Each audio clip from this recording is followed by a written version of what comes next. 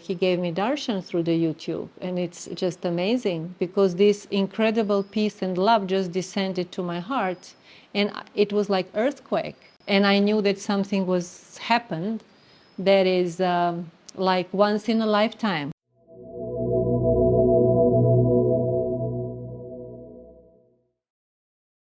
My name is Tara, and I come from Europe, from a small country called Serbia. It is former Yugoslavia.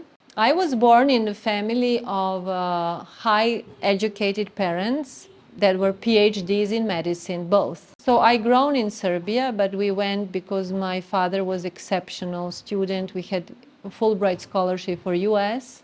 So we went there, and then we came back after 2 years because my parents were communists and they didn't want to live in a capitalistic country. They wanted to give to their people their abilities and everything.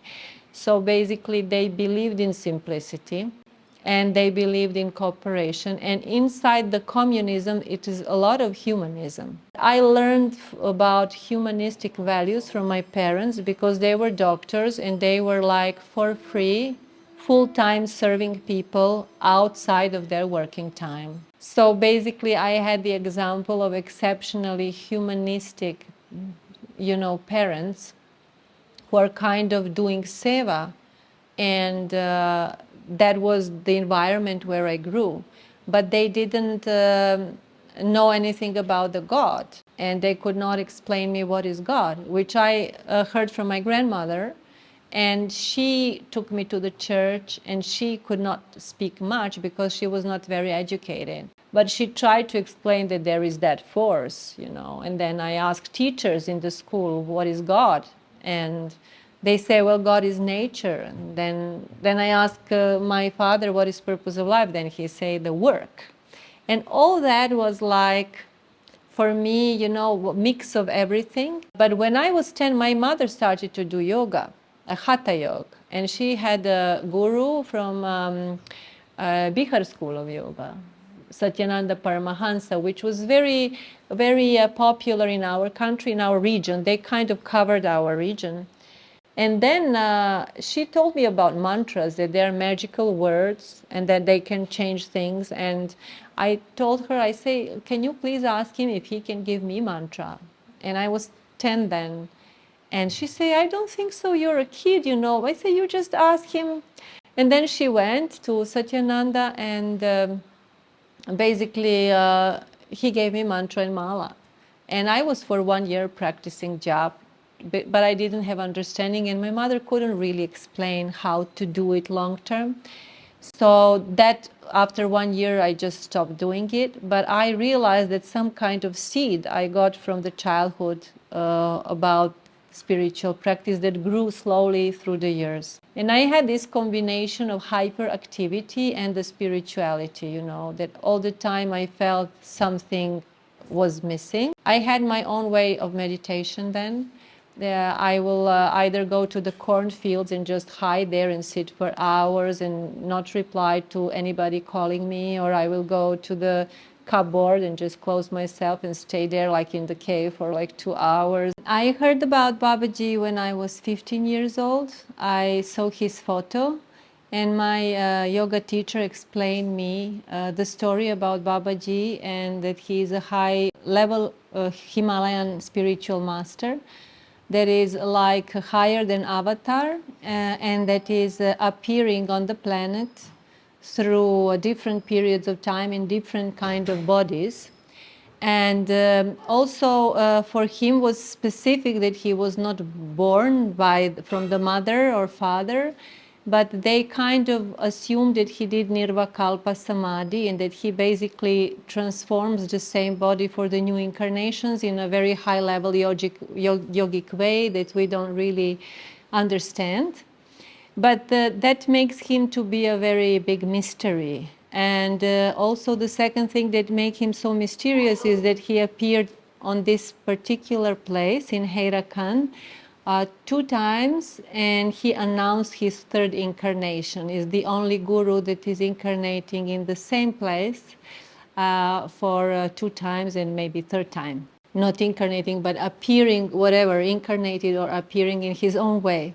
And I was really very interested in the meaning of life. I kind of felt that everything that was presented to us through education is not the whole story about what we do here and why we live. And I was really searching. I knew there is some deeper meaning of all this. So for me, Babaji was like, I felt he could give me the answer to this question. So I was meditating on him for a year when I was 15, asking about the meaning of my life. And I got a daydream as an answer. And I realized what is my mission in the world and what I have to do and what is my meaning of life. So that's how it started. But he already was finished with Samadhi. It was after Samadhi. So I didn't have any urge to come to Himalayas to go to the ashram where Babaji is not present. But after 33 years, when I was on many spiritual paths and did many kinds of meditation and read many books, I kind of felt that whatever I could do by my own will, by my own knowledge, I did. But there is so much to learn more, but I don't know how. And I needed a support. And I started thinking about Babaji again. And then I had a special experience. I just saw his video on the YouTube. And he gave me darshan through the YouTube. And it's just amazing because this incredible peace and love just descended to my heart. And it was like earthquake. And I knew that something was happened that is like once in a lifetime. So after that, I just went to the internet and looked for the ashrams. And then I found Haidakhan ashram where he was. And I just wanted to come and to know everything about his teachings, to know everything about his devotees, about spiritual practices. And so I had a very busy business life. And I was really in like international sales management, signing very big contracts in APEC region. And I could just find like this 9 days to come to this place. And I came completely alone, out of season, in monsoon time, when there were no other foreigners. There was hardly one foreigner, and not really visitors. And there was just Indian local people, pujaris, and one person in the office, Indian, that just showed me the schedule, yogi schedule of Haidakhan sadhana. And I was really shocked by the schedule because it was very demanding.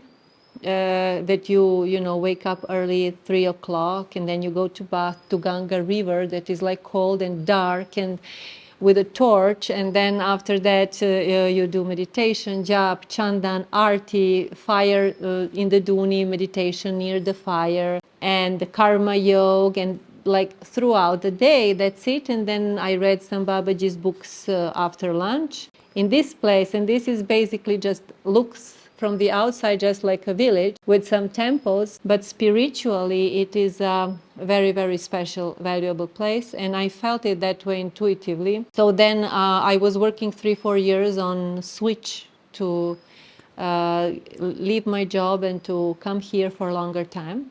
And I came for 1 year, and after that I realized that it's my perfect life. So I just stayed more than 5 years here, and I committed myself fully to spiritual life.